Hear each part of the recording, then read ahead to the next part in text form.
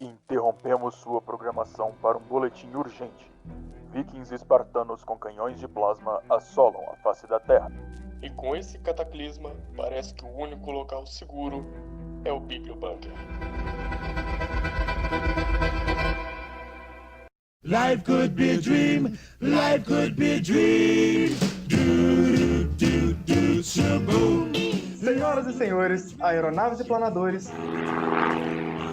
sejam bem-vindos a mais um episódio do Bibliobunker. Eu sou Morsa e hoje exploraremos as alturas, assim como a maior parte da humanidade sempre almejou. Eu sou o Sanzo e, parafraseando a frase de um célebre piloto, se você saiu vivo de um pouso, o pouso foi bom. Se você saiu andando do pouso, o pouso foi excelente. E se a aeronave vai ser usada para voo um dia depois, ele foi um pouso perfeito. Bom, nada mais justo do que um programa sobre aeronaves, correto, Morsa? A gente trazer um paraquedas, né? Em caso de segurança, você sempre tem que ter um paraquedas. Eu sou o Thiago Paraquedas e com um acidente aéreo você aprende muito mais do que voando.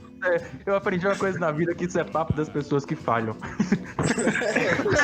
Esse é o equivalente do céu da frase: o mar calmo não faz um marinheiro habilidoso. Essa é a parte do céu. E por último, mas menos importante, ou talvez nem tanto assim, Eu mesmo, gente. Vocês acharam que eu ia ficar em silêncio, né? Não ia, não. Sou eu mesmo, Thiago, só Thiago mesmo. bom, como vocês já devem ter percebido, hoje nós vamos falar das máquinas voadoras e as histórias do ar. E como sempre, aquela coisa, nós não devemos ser usados como material didático. Com certeza. E uma coisa interessante, Sanz, muitas pessoas nos questionaram sobre a veracidade do Jack, se nós tínhamos inventado, elogiaram a gente falando, nossa, que criatividade. E, gente, nós não inventamos. A gente sabe que um macaco na guerra é uma coisa meio maluca, né? Mas ele tem um livro, gente, é verdade, não foi mentira, não. Nós estamos tentando trazer com o máximo de veracidade possível. Enquanto a gente não tem certeza absoluta, a gente não traz pra vocês.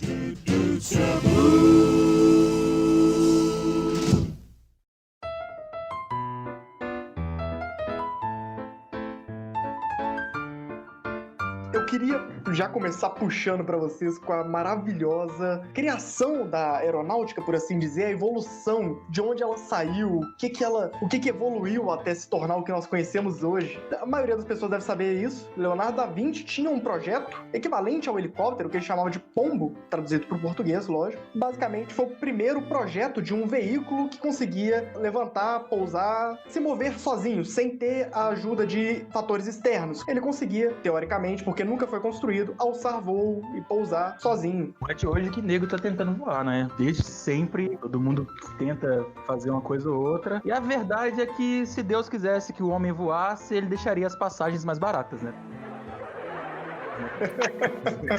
Asas pra quê, né? Só na passagem mesmo. Bom, mas a primeira máquina que se tem registro que voou foi um balão de ar quente, que, por incrível que pareça, foi construído por um brasileiro. Por que, pelo incrível que pareça, cara, eu achei isso aí muito ofensivo com a nossa cidadania aí, com o nosso país. É porque a maioria das pessoas acham que o primeiro veículo que voou foi um Zeppelin francês, mas na verdade foi um brasileiro. O primeiro que voou, de fato, foi um balão de ar quente brasileiro. Brasil! Era bom? Não vem ao caso se caiu depois. Nem tanto, porque não se podia controlar pra onde que ele ia. Ele só, ele só voava. O cara pegava e falava assim, tipo, ô, você quer voar aqui? Quero, bora! Ele sobe. E agora, como é que faz pra pousar? Não sei não, descobre aí. Uma hora cai, quando cair é isso. Parafraseou aquele padre dos balões. Exatamente. Ele falou assim, beleza, vou voar, mas como é que usa o GPS mesmo? E isso no ar já, né? Fala em padre do balão, acho que ele tem tudo a ver com o programa de hoje. Acharam esse cara, o corpo dele, tipo, com os balões, porque os balões não boiou, não? Os pescadores acharam, acho que umas semanas depois, alguma coisa assim. Quem quiser ver o pouso do padre dos balões, é só ver um vídeo de balão meteorológico que vocês vão entender como é que foi. Cara, uma coisa que é certa quando se voa é o cair, né? Como o próprio Sandro disse um pouquinho antes, a gente tava conversando. Em Portugal, teve um cara que chama João Torto. Ele era... Esse cara, ele fez uma parada maravilhosa. Ele inventou, entre aspas, ele fez um projeto que ele pensou, cara, se eu fizer asas, tacar pena, eu voo igual um pássaro. E ele fez uma espécie de asa delta. Ele subiu até o alto da Torre de Santa Fé e ele tinha o objetivo de pousar no campo de São Mateus. Mas ele pousou na rua e acabou falecendo. Ele pousou 80 km por hora de cara no asfalto. Pousou. O povo que decide voar é o pessoal que não tem mais o que fazer da vida, já tá desistindo. Daí eles vão lá e constroem alguma coisa que voa, ou que pretende voar. E morre, geralmente morre. Sabe o que é o pior? Ele morre sem nem entrar pra história. Porque quantos que já morreram que você nunca nem... Tentando. Com o primeiro voo, que foi feito pelo brasileiro, né? O de Portugal estabacando no chão, teve o segundo voo muito bem realizado, que foi um Zeppelin francês, que já tava revolucionando, que já dava pra, pelo menos, escolher a direção que você ia, dava pra você controlar a altitude que você queria. O primeiro ele foi feito em escala pequena, tanto que ele voou 12 metros de altura. Voa 12 metros de altura aí, vai lá. É óbvio que a gente não ia fazer um programa sobre aviação sem falar um pouco do Santos Dumont. Apesar de que a gente não vai bater muito nessa tecla, porque o Santos Dumont e os irmãos Wright cabem um programa à parte, né? Só pra você falar um pouco das diferenças. Programa um pouquinho menorzinho, talvez, ali. É possível falar. Mas antes eu só quero quebrar um paradigma aqui. Um negócio que todo mundo falou, ele suicidou porque viu o avião sendo usado na guerra. Não tem nada a ver isso. Ele, na verdade, já estava muito mal, ele já estava em depressão e realmente suicidou. Ele nem se legitimava como inventor do avião. Pra ele não era o inventor do avião. Tanto que ele não patenteava nada que ele fazia. Ele queria que o avião fosse inventado. Mas qualquer coisa que ele descobrisse, que ele inventasse, ele deixava em recurso aberto para as pessoas usarem. Ele queria que o avião existisse. O plano principal dele era que todo mundo tivesse um avião. Mais ou menos a cabeça dele é que o avião fosse um veículo pessoal. E não como é hoje, né? Enfim. E outra também, né, gente? Santos Dumont era muito mais que isso também. Eu tive a oportunidade de visitar a casa dele em Petrópolis, né, que hoje é um museu em memória dele. E ele era um homem inteligentíssimo, de um saber muito rico, entendeu? Muito além do avião também. Claro que o avião foi o maior prêmio da vida dele, se assim dá pra falar, né?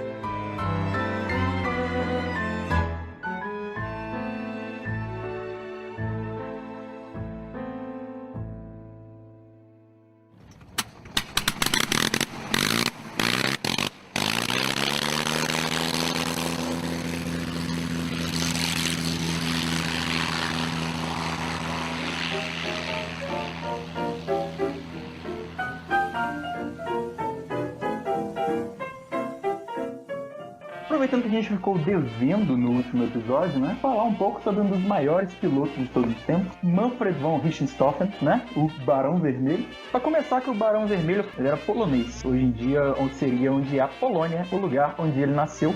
E ele era realmente um barão. Ele herdou o título de nobre da família dele. Ele começou como integrante, eu ia falar cavaleiro, né? Mas parece que ele foi Sir Richthofen. Não. Ele começou como integrante da cavalaria. E quando ele serviu ao longo da Primeira Guerra, passou a deixar de existir cavalaria, né? Porque é muito difícil ser um cara num cavalo quando tem um tanque do outro lado. Ele foi então para infantaria. Na infantaria ele teve contato com pilotos e com avião e decidiu ir para o rumo do corpo aéreo, né? Da aeronáutica alemã. Curioso, a família dele inteira, basicamente, se você pega a família, todo mundo era piloto. Muito bizarro. Todo mundo servia a força aérea ou já foi piloto em algum momento. A família dele inteira tem uma tradição aérea muito grande. Tanto que o irmão dele, Lothar Richthofen, todo mundo diz que o irmão dele era um piloto excelente, que o irmão dele fazia acrobacia, looping, fazia tudo e era muito melhor, bem superior ao próprio Barão Vermelho, que se destacou não por ser um bom piloto, mas por ser um bom estrategista. E dizem que ele atirava muito bem também, porque ele tinha uma mira impressionante. E a bem da verdade também que atirar com um avião também, você não mira, né? Você atira e às vezes acerta. Você acha que alguém fica assim, na mira, com o olhinho assim, porra nenhuma, você só coloca a arma pra fora e dá bala, irmão. Se pegar, pegou.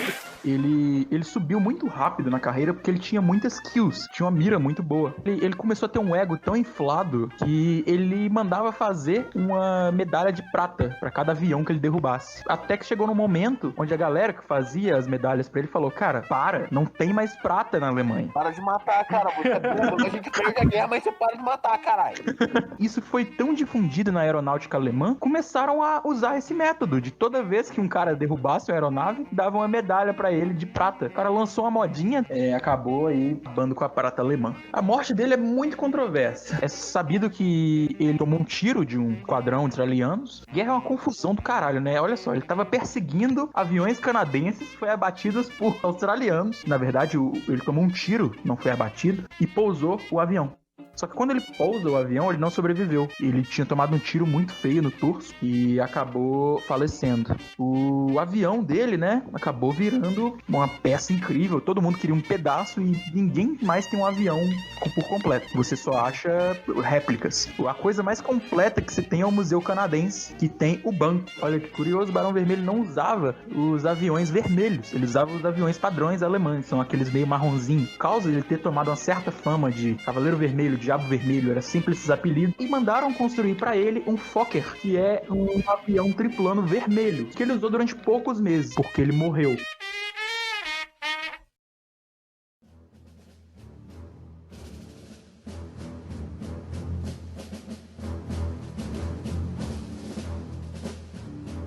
Falando em atirador de elite, quero contar a história de um cara que derrubou um avião com tiro de pistola na Segunda Guerra. O cara, ele pertencia a um bombardeio americano, que estava naquelas ilhas ali, próximo à Indonésia, e durante um ataque, os caças japoneses conseguiram derrubar o avião dele, o bombardeio, e ele pulou de paraquedas. Os relatos que ele diz que o caça japonês quis fazer de sacanagem, matar ele na hélice, e foi chegando perto. Foi meio burro também, né, o japonês, a gente tem o mérito. Ah, mas, mano, você tá na guerra, você tá entediado, você deve começar a fazer umas apostas com o cara. Duvida que eu dar helicizada no maluco ali. Tinha uma caixinha de cerveja. Caixa de saque, que era o Japão. E pensa, mesmo se ele acerta, vai que dá um problema esse maluco. Ah, mas se você pensar bem, o japonês é meio suicida. Esse cara era kamikaze, velho. O cara só dava de kamikaze. E daí ele foi tentar acertar o cara, entre aspas, enormes, atropelado. Eu não sei qual seria a morte, tipo, não sei, cara. Qual que é o nome? Triturado, né, velho? O cara ia virar picadinho. Não, triturado é uma coisa. Qual que é o nome técnico pro cara que tá de paraquedas e um avião acerta ele? Não tinha que ter um nome. Atropelado, cara.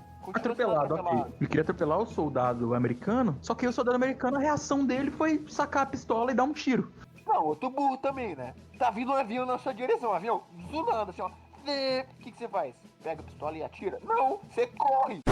Você é burro, cara, que loucura. Mas como que ele vai correr? Ele tá pulando de paraquedas, animal. Você tá achando que é um desenho animado? Que ele vai começar a nadar no ar e vai ir mais rápido?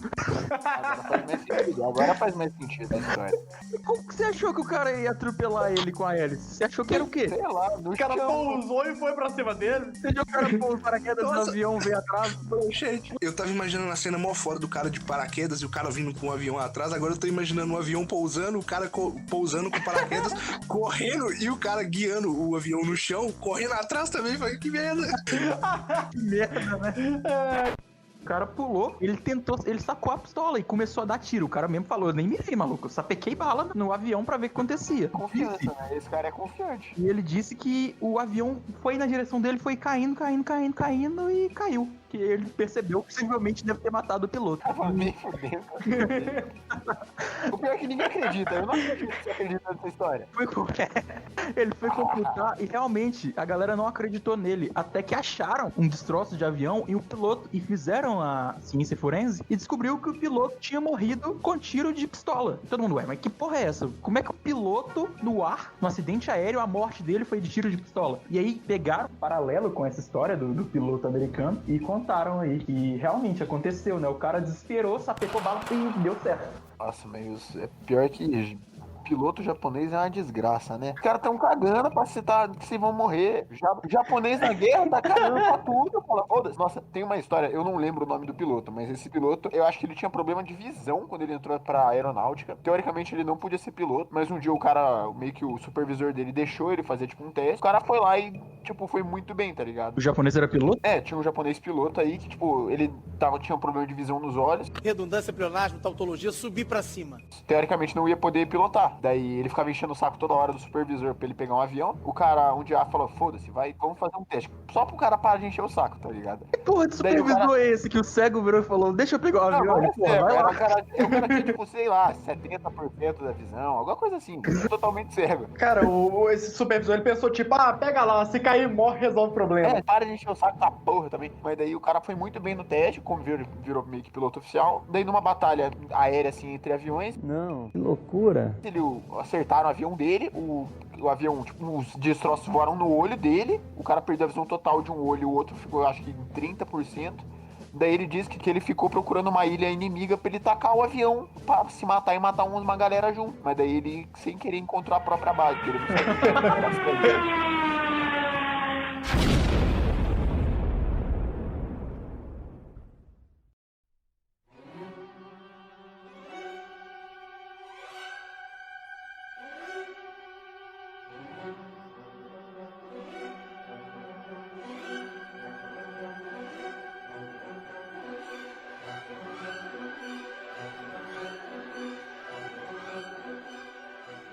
Quando a gente foi falar um pouco sobre as máquinas aéreas, né?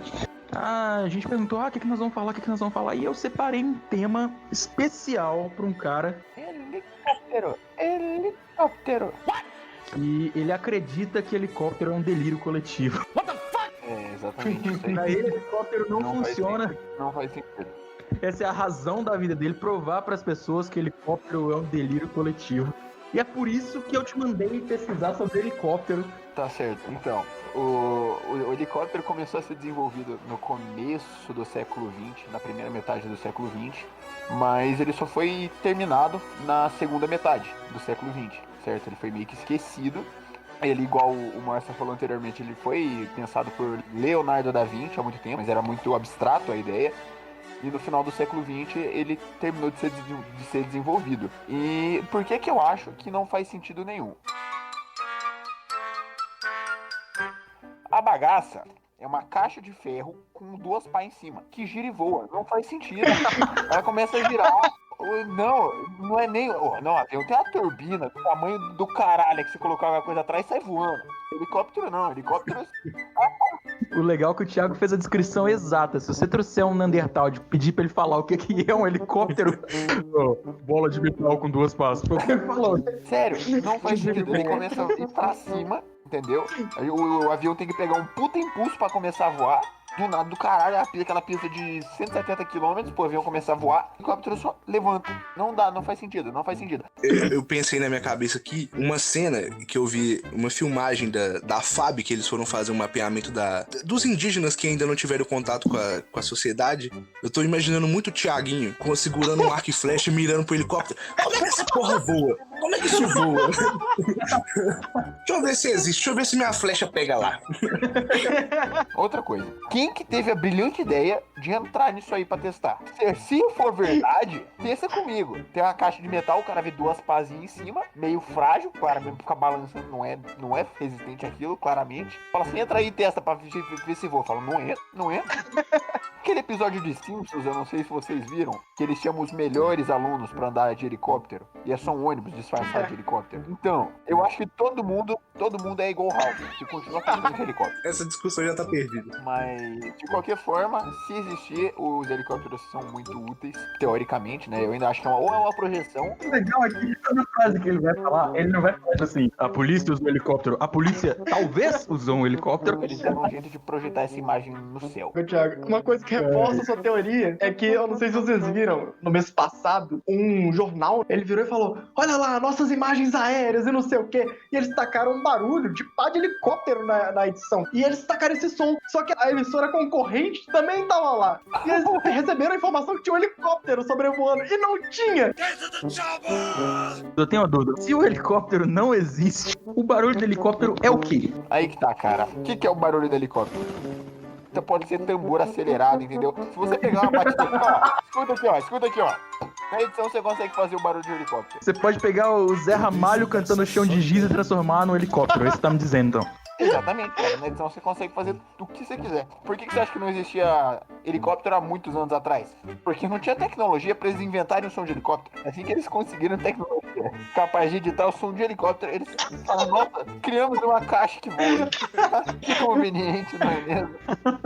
E supostamente os helicópteros são usados para fins militares, né? Quando eu tava no exército eu não vi um helicóptero. E para fim de resgate também, montanhas, bem distante. Aqui perto não tem nenhum helicóptero aí, ó. Olha, duas coisas. Eu queria comentar aqui. Assim nasce uma teoria da conspiração. A gente tá vendo o nascimento de uma teoria da conspiração aqui. E faltou ao Thiago participar de uma ação solidária de Natal em que o Papai Noel chega de helicóptero e alguns são sorteados. Faltou o Thiago ganhar esse sorteio quando ele era Tudo é um criança. trauma de infância, né? Pra andar de helicóptero com o Papai Noel.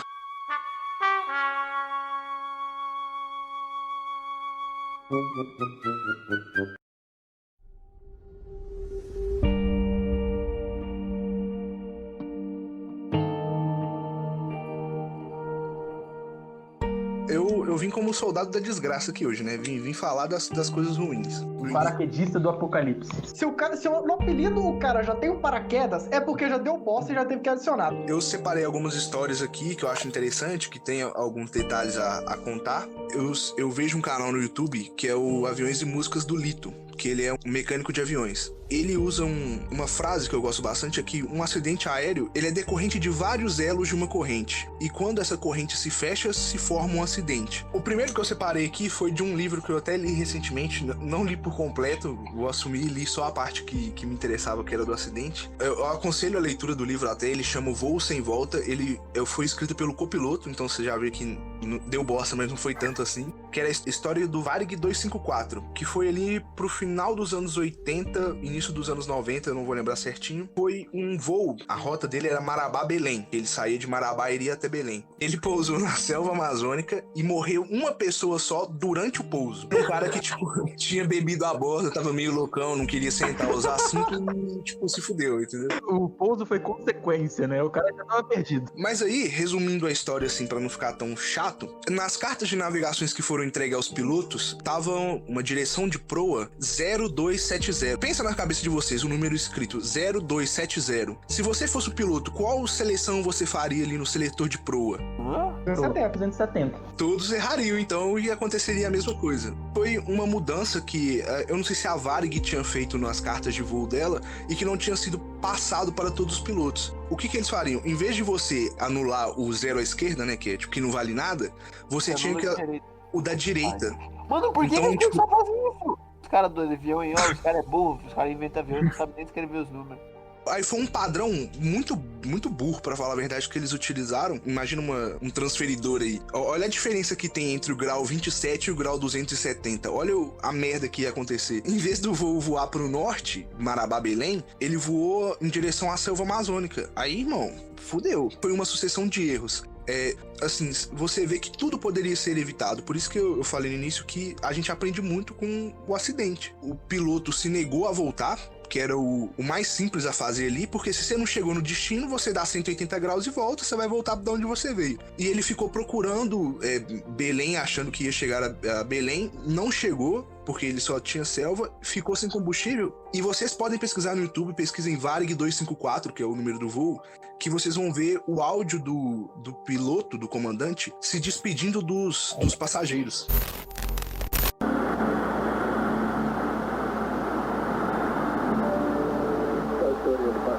Do comandante Kubutsai.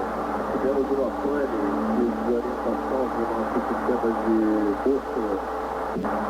Estamos com o nosso combustível já no final, ainda com 15 minutos. A todos que mantenham a calma, porque uma situação como essa realmente foi difícil de acontecer. Estamos a todos com a esperança de que isso não passe de apenas um susto para todos nós. Muito obrigado e todos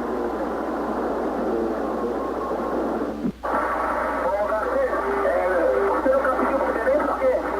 Não, porque não tinha indicação de Belém, a bússola estava com outra proa, a gente ficou andando entre Belém e Marabá e não conseguiu chegar a lugar nenhum. Agora está indo para Marabá e não tem mais combustível para ir para lugar nenhum, entendeu? acabou de parar. A gente vai ter que descer agora. Eu vou poder falar mais que a gente vai se preparar aqui pro pouso, ok? Atenção, tripulação, preparar para o pouso passado. Ele deu uma entrevista na época que o Cabrini, que é o soldado da desgraça também, ele entrevista tudo de ruim que acontece na entrevista, né? Ele falou assim, ó, por que você não... O sol tinha que estar a certa posição, ou à direita ou à esquerda do avião, e você não percebeu que ele estava a outra? Ele falou assim, quando a gente voa por instrumentos, os instrumentos são a nossa principal referência. Por tecnologia, entendeu? A gente deixa de prestar atenção nos sensores primitivos e vamos só pra tecnologia. A comodidade. Caiu o cara, né, velho? O comandante, ele perdeu a licença de pilotar dele, ele foi muito mal na condução do todo, porque ele tinha a chance de voltar, assim, aí tudo vai da versão do copiloto, entendeu? O comandante, ele deu poucas entrevistas pra falar sobre isso. O Garcês, que era o comandante Garcês, ele não queria voltar porque ele já tinha tido algumas ocorrências antes e que isso prejudicaria o currículo dele como piloto e talvez ele fosse até demitido da Varig. Então ele preferiu seguir e chegar em algum lugar. No áudio, ele meio que fala pros passageiros assim, a gente teve alguns problemas de desorientação aqui, de desorientação geográfica, e espero que todos tenham um bom final. Que isso? Resumindo bem, é isso. Você vê que o cara já tá muito despreparado a partir do momento onde ele passa essa, como posso dizer, essa comoção, essa catarse para as pessoas, né? Deixa no momento o cara que deu errado. Essa frase do cara foi tipo, desistir. O comandante, na hora do pouso, porque ia ser um pouso na selva, ele travou. O Nelson Zilli, que foi o copiloto, ele cita bem, ele falou assim, o comandante, ele falou que não iria conseguir pousar o avião. E quem fez o pouso na selva foi o copiloto. No decorrer do pouso, somente uma pessoa morreu. O cara tava com os passageiros e foi parar na cabine de comando. O comandante ficou bem tranquilo, assim, com poucos ferimentos. O Nelson Zilli, o copiloto, teve um ferimento muito feio na perna. Eles ficaram perdidos na selva, né? Porque o comandante, de tão filho da que ele foi, ele não comunicou no rádio que ele iria cair, então ficou meio que alguns dias defasado o socorro. O que esse cara tá fazendo pilotando, né? Ele foi assassino, né? Porque, tirando essa uma morte, no decorrer dos dias até que o avião fosse encontrado, o local da queda, morreram mais 11 pessoas. Aí por motivos variados. É na Amazônia, né? Lá tem uma porra de uma aranha que chama Aranha Golias, comedora de pássaros. Claramente não é um lugar fácil de ficar. Teve um passageiro lá que ele conhecia bem a mata em si, e ele conseguiu buscar água para as pessoas, conseguiu ir até numa fazenda próxima pedir socorro, e aí sim o resgate foi feito.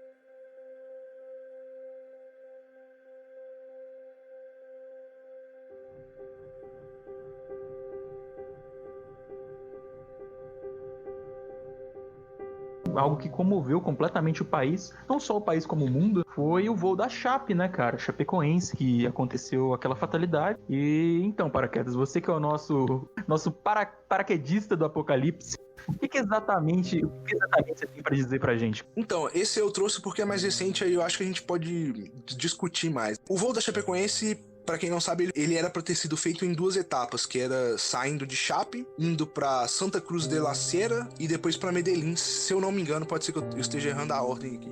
E por algum motivo o piloto decidiu não fazer essa parada em Santa Cruz de la Sierra para reabastecimento e decidiu ir direto para Medellín, que aí que foi o problema.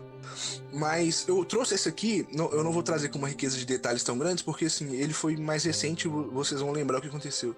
Na investigação do acidente, que é aí que eu falo desses elos, o que ficou comprovado? Que talvez o avião não teria se colidido com a serra pela falta de combustível, obviamente, mas porque o comandante do avião, ele acionou o trem de pouso muito antes do ponto correto para fazer o pouso.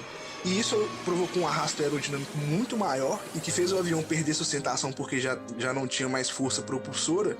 e colidir com a montanha. Então, assim, eu tô pegando pesado com os pilotos hoje, mas é porque a gente vê muito isso de erro humano dentro dos voos. Pode ter sim o erro de engenharia ali, mas que, em geral, vai ter sempre um dedo humano que é falho e que acontece mesmo porque o ser humano é falho. É muito triste porque a gente vê que era muito fácil de ter sido evitado se você seguir padrões. Se você seguir o padrão correto quando tá acontecendo algum evento fora do normal, você vai conseguir, mesmo que com um susto, ter êxito. Mas que esses caras, esses pilotos, quando eles estão muito preocupados com o próprio ego e não com o fato, eles se perdem. Aí acontece o acidente. Então, assim, a gente viu, foi muito triste o acidente da Chape. Tem sido um longo dia hoje. Desde a madrugada, os brasileiros acompanharam aflitos as notícias da queda do avião. E um dia que ficará marcado nas nossas vidas. Um ato muito legal que eu vi naquela época foi do povo de Medellín. O jogo, obviamente, foi cancelado. A Chape foi declarada como campeã da final da Copa. Pra quem não sabe, a Chapecoense estava indo para jogar a final da Copa Sul-Americana. Só encerrando aqui, fazendo a homenagem ao povo colombiano, que eles foram ao estádio com velas, com algumas coisas do tipo, no horário que seria a final, e fizeram uma homenagem, uma reza coletiva ali aos mortos no acidente.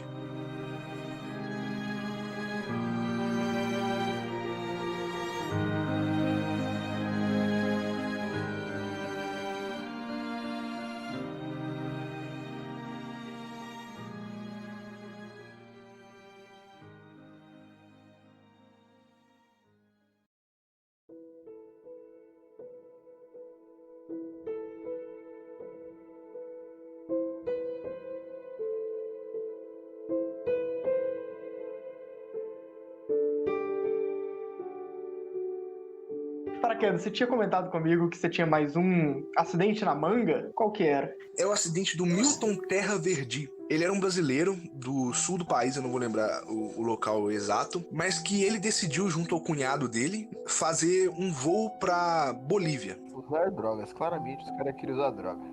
Por favor, não, coloca essa parte, pode colocar. Porque é o seguinte, se a gente acha que fake news é uma parada recente, na época os jornais soltaram isso, velho. Que eles estavam indo fazer contrabando de droga.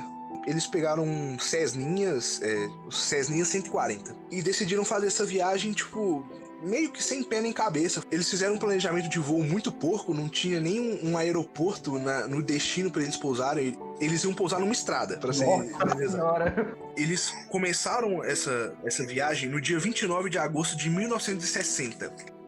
Com esse Cessna. Eles se perderam um pouquinho, porque para quem entende um pouquinho de aviação sabe que nos meses de agosto, setembro, alguns ventos atrapalham a navegação dos aviões e tal, e eles se perderam e tiveram que pousar numa clareira no meio da mata. A partir desse momento, eles meio que fizeram um calvário deles até a morte, pelo seguinte: eles tentaram localizar alguma fazenda, algum local que eles pudessem ficar com o restante de combustível que eles tinham, mas não localizaram, se perderam mesmo e ficaram naquela clareira. Pra quem faz sobrevivência na mata, sabe que água é recurso vital, né? Se você não tem água, todo mundo sabe que a você água não tem vida. Pra quem faz trilha na mata e pra quem também não faz, A água é só um pouquinho importante, gente. Só explicando como é que surgiu o livro, que chama O Diário da Morte, de Milton Terra Verdi. Ele não foi lançado pelo Milton, porque ele morreu com o cunhado dele nesse evento, mas foi lançado por um familiar dele que encontrou no local do acidente os escritos que ele começou a escrever um diário, por isso o Diário da Morte, dos dias dele ali na selva. Eles ficaram cerca de... Na verdade, o Milton Terra Verdi ficou 70 dias perdido na selva. Você pensa, eles tinham junto deles no avião apenas um sanduíche e uma garrafa de Guaraná. E eles tiveram que sobreviver esses 70 dias. O Augusto, que era o cunhado do Milton Terra Verdi, ele não resistiu aos 70 dias, ele morreu um pouco antes. Num dia de desespero, ele chegou a beber gasolina do avião, o querosene do avião. Às vezes, a gente, na casa da gente, o acesso à água, ele é tão básico e tão fácil que a gente talvez não dê a devida importância, mas ali eles sentiram muito na pele, entendeu? Numa passagem do livro, que eu até anotei aqui, o Milton Terra Verdi, ele chega a beber loção de barbear de tão desesperado que ele tava, por água. Fechando o assunto, tudo tem uma culpa, e eles tiveram muita culpa de fazer esse voo à mercê da própria sorte, né? Mas a família deles foram atrás da FAB para que fossem feitas buscas pelo avião na rota que eles tinham planejado. A FAB se recusava, principalmente também por causa daquelas notícias que falaram que ele estava contrabandeando, que ele talvez tinha roubado o avião para contrabandear. O pai dele insistiu muito para que a FAB fosse fazer essa busca. Até que a FAB um dia entregou na mão dele uma coordenada que eles falaram: o avião tá lá, você pode ir lá buscar, mas provavelmente você não vai encontrar ninguém vivo. E nesta data, que era mais ou menos em setembro, o Milton Terra Verdinha ainda estava vivo. Provavelmente, se a FAB tivesse ido com seus aviões com uma esquadrilha maior, eles teriam encontrado o avião, mas o pai dele não encontrou. O pai dele alugou um avião, contratou um piloto, mas não conseguiu achar. O último escrito do Milton Terra Verde no seu diário foi no dia 6 de novembro, que depois de 70 dias, ele morre, ele fala que ele não iria aguentar, que a pele dele já estava ficando roxa, que ele tinha perdido todas as reservas de energia dele, e eles mandaram um avião da FAB.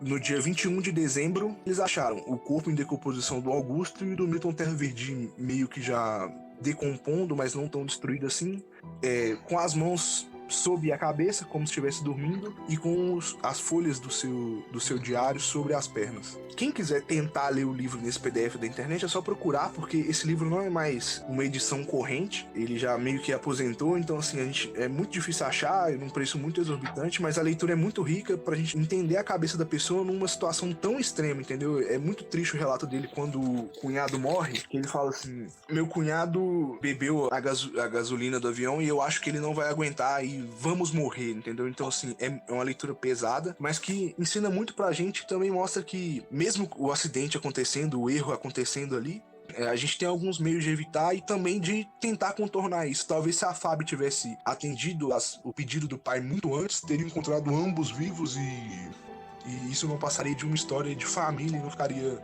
aberto para tudo, entendeu? Uma tristeza.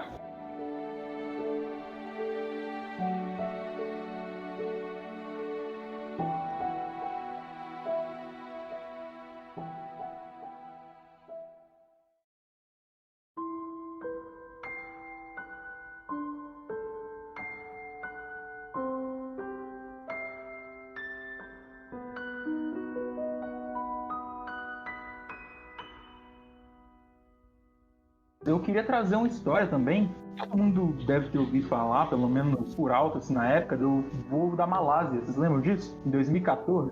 É o que foi abduzido, né? É o que foi abduzido, exatamente. O voo da Malásia 370, MH370, ele foi uma aeronave que ia da Malásia para Pequim. Em 8 de março de 2014, ele estava de boa, realizando a rota padrão de Malásia para Pequim, levando 239 pessoas, contando com tripulantes e passageiros. Até que ele parou de estar no radar, os radares não identificaram mais ele, e até hoje não se sabe nada sobre o que aconteceu. Não acharam destroços, não mandaram sinal de rádio. Geralmente, quando um avião dá problema, ele manda um sinal a torre de controle, que tem algum problema mecânico, algum problema ali, ou que o piloto não tá conseguindo, eles mandam algum tipo de mensagem para dizer que o avião vai cair, que vai ser um acidente, para facilitar as buscas. Mas acontece que esse voo não tem nenhum registro dos pilotos, não existe registro do radar, o que aconteceu, ele simplesmente desapareceu.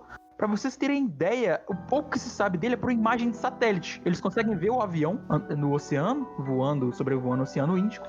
E mesmo assim, as imagens são que ele começa a voar por algum tempo e some.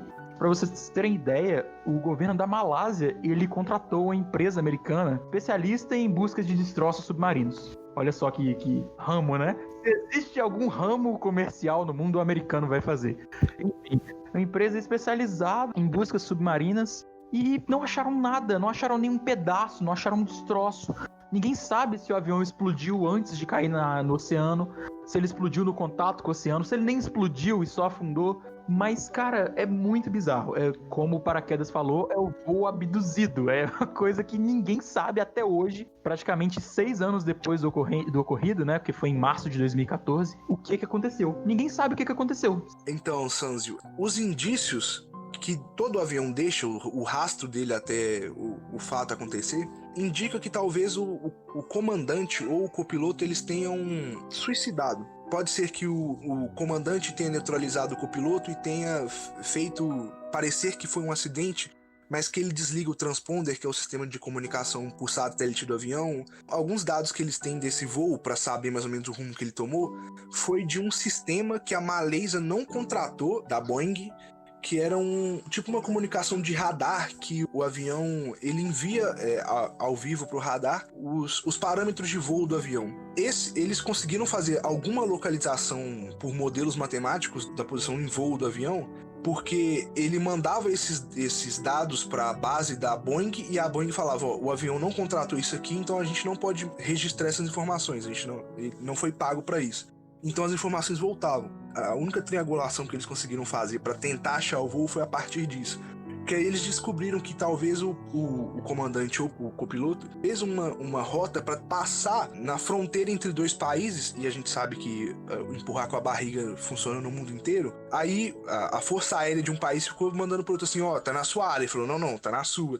E assim ele conseguiu passar, e se acredita muito que ele tenha cometido suicídio, que aí ele deixou o avião ir à mercê até acabar o combustível a bordo e cair, parecer que foi um acidente por desorientação espacial, alguma coisa do tipo. Isso não é resultado de investigação, é só um achismo concreto daqueles que entendem do assunto.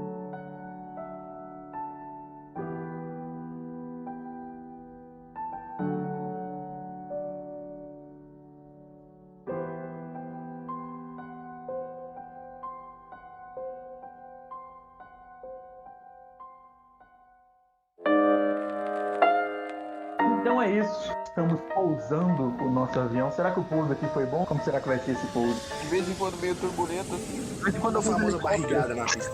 De vez em quando alguns helicópteros atacavam a gente. Não sei pra onde, só se for vocês, porque nenhum helicóptero me atacou, porque eles não existem. Alô, bombeiros do Brasil todo, se puder mandar um helicóptero pra voar bem pertinho da casa do Thiago, eu vou ficar agradecido.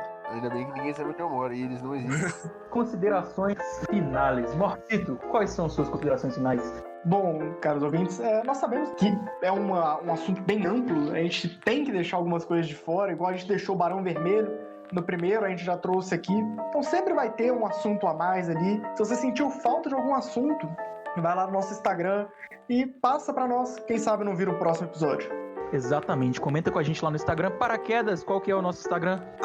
@bibliobunker.podcast. Exatamente. Tiagão, é bom você ressaltar que além de helicópteros não existirem para você, diga para o nosso ouvinte também se ele precisa fazer um recado, se ele precisa te mandar uma foto de helicóptero, se ele precisa comunicar com a gente de algum jeito, como é que ele pode fazer?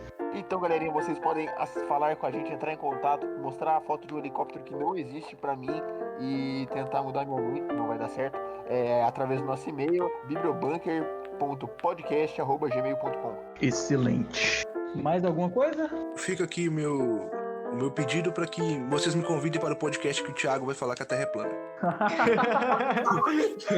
Cara, eu trabalho com fatos, tá legal, cara? Todo mundo sabe que a Terra não é plana, entendeu? Pelo menos todo mundo deveria saber. E todo mundo deveria saber que helicópteros não existem. Desde já eu gostaria de agradecer a presença do nosso ilustre paraquedas. Obrigado mesmo pela participação e as informações.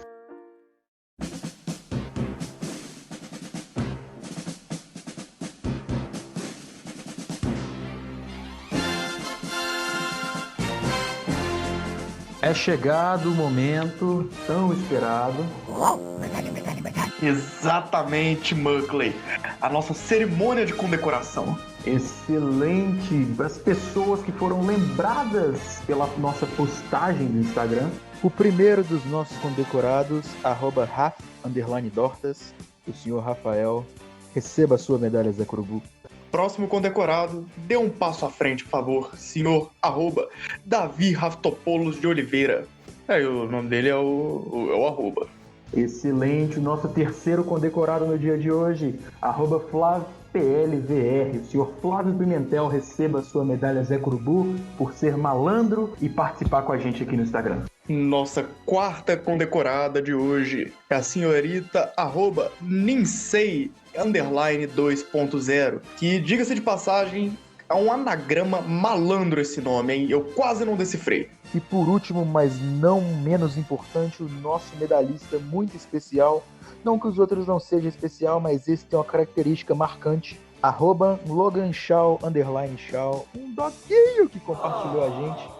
maravilhoso aí, o Logan. Obrigado, Logan, por ter compartilhado a gente. Agradecemos bastante. Você é o cachorro mais humilde do Oeste. Eu deixo a todos os condecorados meu muito obrigado e um muito obrigado especial ao Logan.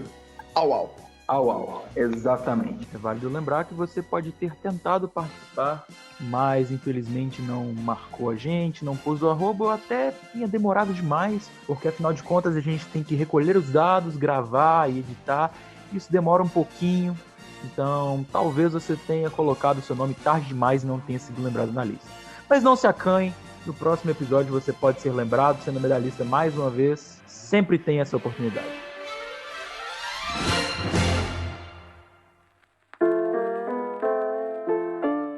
Nossa, antes de ir embora, a gente tem que informar as novidades para o público, o qual o Bibliobunker passará por reformas, não é mesmo? Com certeza, nós tivemos uma resposta do público que a gente não estava esperando. O nosso bunker tá ficando um pouco apertado, porque a gente planejava receber 30, no máximo, forçando a amizade de 50 pessoas. E no momento dessa gravação, nós já ultrapassamos a marca de 100 ouvintes. E pode parecer pouca coisa, mas é muito especial pra gente. Muito obrigado a cada um de vocês, de verdade. Nós, quando começamos isso, nós falávamos que se a gente fizer um bom trabalho, no mês a gente consegue 30 pessoas e a gente estava contando com isso. Eu não tenho palavras para descrever o quanto eu estou grato a vocês que estão ajudando, inspirando a gente a trazer mais conteúdo. Sim, com certeza. Estamos gratos a todos vocês. E seja você um desses 100 ou um novo integrante do Bunker, a gente quer que você saiba que todos vocês sempre são muito bem-vindos no nosso Bunker.